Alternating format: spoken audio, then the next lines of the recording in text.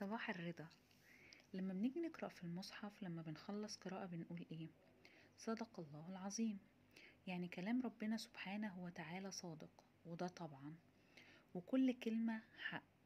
ولو آمنا بكلام ربنا بيقين هنعيش أجمل حياة فعلا. وخلي دايما الآية دي قدامنا: إن الله على كل شيء قدير. تعالوا بينا نشوف القصة اللي معانا النهاردة، اللي مليانة يقين بالله وتصديق لكلامه سبحانه وتعالى. في البداية كده لازم نخلي عندنا يقين في الله سبحانه وتعالى، زي يقين سيدنا موسى عليه السلام. لما ربنا سبحانه وتعالى قال في كتابه الكريم: أعوذ بالله من الشيطان الرجيم، بسم الله الرحمن الرحيم، وأوحينا إلى موسى أن أرضعيه، فإذا خفتي عليه فألقيه في اليم، ولا تخافي ولا تحزني، إن رادوه إليك وجاعلوه من المرسلين.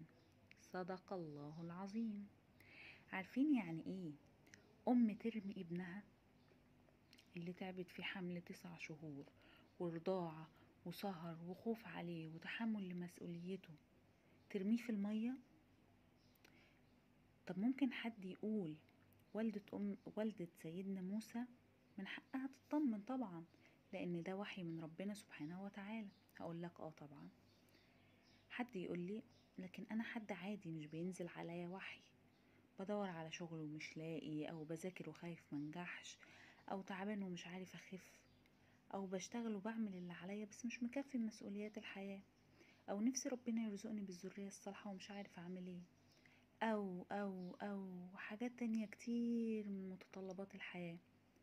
بس تعالوا كده بكل هدوء وسكينة نشوف الصح والطمأنينة فين، وكلام ربنا لينا. تعالوا ناخد الأسئلة واحدة واحدة. بدور على شغل ومش لاقي.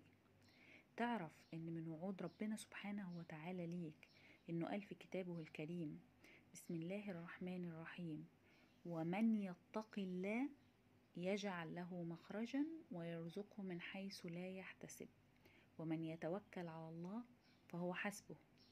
صدق الله العظيم. طيب ركز وتدبر كده في كلام ربنا سبحانه وتعالى واعمل بيه بجد. اتقي ربنا في كل حاجة في حياتك وانت جواك يقين جامد جدا زي موسى عليه السلام بالظبط.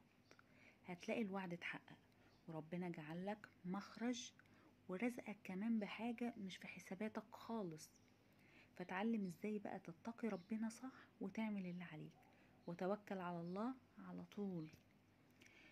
طيب، سؤال: بذاكر وخايف منجحش. هنا بقى هقولك برضو تتوكل على ربنا وتعمل اللي عليك بس بجد، وتخليك مركز جدا في أهدافك. أهدافي؟ يعني ايه أهدافي؟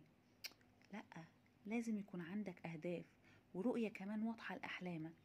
يلا بقى قوم وتعلم كده وابحث ازاي تحط أهداف لنفسك عشان يكون عندك حماس. الحماس ده يكون دافع ليك للنجاح والتميز. وخليك فاكر برضو ان ربنا سبحانه وتعالى بيقول: ولقد كرمنا بني آدم. فقدر نفسك صح، واعرف ان من سنن ربنا سبحانه وتعالى في الأرض أن لكل مجتهد نصيب. طيب سؤال: أنا تعبان ومش عارف أخف. هقولك افتح المصحف كده واقرأ سورة الشعراء من الآية 78 للآية 80 وشوف كلام وعود ربنا ليك بيقول ايه. يعني كلام ربنا ووعده ليك في القرآن الكريم. طيب السؤال اللي بعده: بشتغل وبعمل اللي عليا ومش مكفي مسؤوليات الحياة. هنا بقى أنا هقولك حاجة بسيطة جدا: اعمل اللي عليك فعلا وانت مالكش دعوة بالنتائج. يعني ايه الكلام ده؟ ده يعني انك تتقي ربنا سبحانه وتعالى في شغلك، وتتحرر ان يكون مصدر دخلك حلال، وتعمل اللي عليك، بس النتيجة بقى زي ما قلنا تسيبها على ربنا سبحانه وتعالى.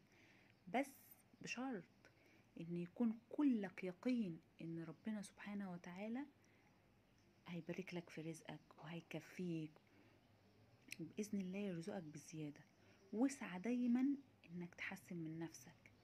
وبرضه هفكرك بكلام ربنا سبحانه وتعالى لما قال: بسم الله الرحمن الرحيم، ومن يتق الله يجعل له مخرجا. صدق الله العظيم. وسؤال: نفسي ربنا يرزقني بالذرية الصالحة وصبرت كتير، أعمل إيه؟ هقولك تعالى نشوف يقين سيدنا زكريا عليه السلام في ربنا سبحانه وتعالى كان إزاي. بسم الله الرحمن الرحيم. وزكريا إذ نادى ربه ربي لا تذرني فردا وأنت خير الوارثين فاستجبنا له ووهبنا له يحيى. صدق الله العظيم. وفي نهاية كلامنا هقولك جزء من حديث جميل جدا، ده يكون ختام لكلامنا. يقول الله عز وجل: أنا عند ظن عبدي بي.